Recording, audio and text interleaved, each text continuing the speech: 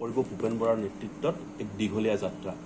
প্ৰথম যাত্ৰা আৰম্ভ জনাইৰ পৰা সনাইলৈকে যাত্ৰা কৰিব।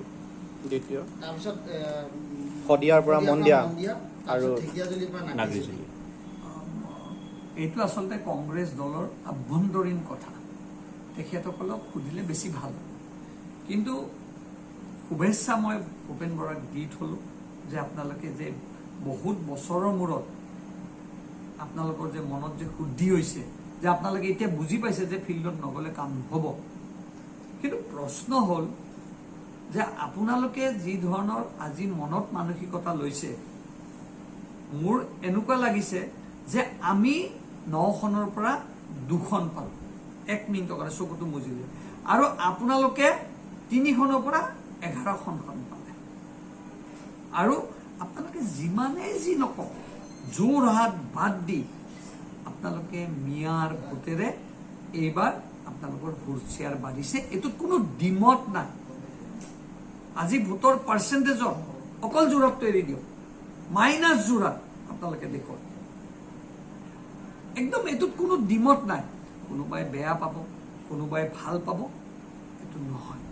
আৰু আপোনালোকক আজিও কৈ থলোঁ, ভৱিষ্যত মিয়া মানুহৰ দ্বাৰাই, মই মিয়া কৈছোঁ দেই, মই হিন্দু মুছলমান কৰা নাই, কিন্তু মই মিয়া কৈছোঁ। মই মোৰ সমষ্টিত 60,000 মুছলমান মানুহ আছে। মই তেখেতসকলক অৱমাননা কৰা নাই, অপমান কৰা নাই।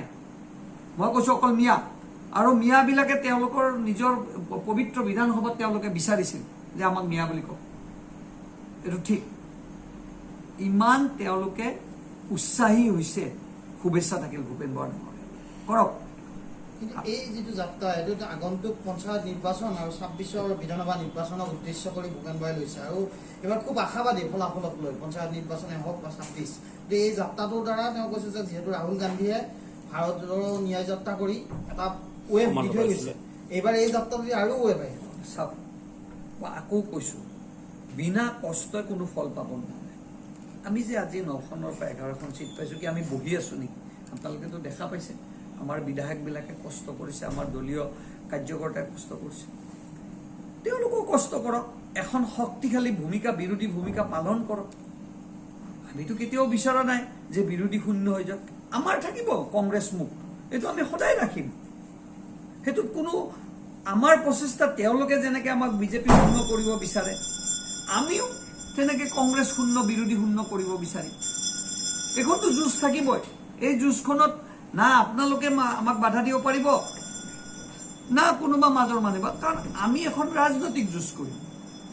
এনে শুভেচ্ছা ভূপেন বৰা ডাঙৰীয়ালৈ থাকিল, কিন্তু ইমান উৎফুল্লিত তেওঁলোকে কাৰ ভোটেৰে হৈছে, তেওঁলোকৰ অন্তৰত তেওঁলোকে জানে যে এইবাৰ মিয়াৰ ভোটেৰে তেওঁলোকে বিশেষকৈ নগাঁও আৰু মৰমৰ ধুবুৰী তেওঁলোকে পাবলৈ সক্ষম হৈছে।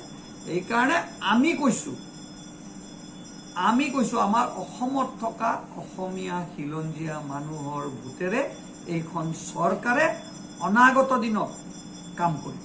ফলাফল কি হ'ব এই যাত্ৰাটোৰ, আপুনি কি ভাবে? আপোনাৰ দৃষ্টিত ফলাফল কি চাওক, হ'ব? যাত্ৰা তেওঁলোকে কৰিব, ফলাফল তেওঁলোকে জানে। তেওঁলোকে ষ্ট্ৰেটেজিকেলি কাম কৰিব, আমি তাতে কাউণ্টাৰ দিম। আমি ষ্ট্ৰেটেজিকেলি কাম কৰিম, আমাক তেওঁলোকে কাউণ্টাৰ দিব। আৰু কাউণ্টাৰ দিয়া মঞ্চ কোনখন? পঞ্চায়ত নিৰ্বাচন, বিধানসভা নিৰ্বাচন। এইবাৰতো আমি কাউণ্টাৰ দিলোঁ। তেওঁলোকে এইবাৰ কৈছিল 7খন 8খন পাম বুলি, ক'ত পালে?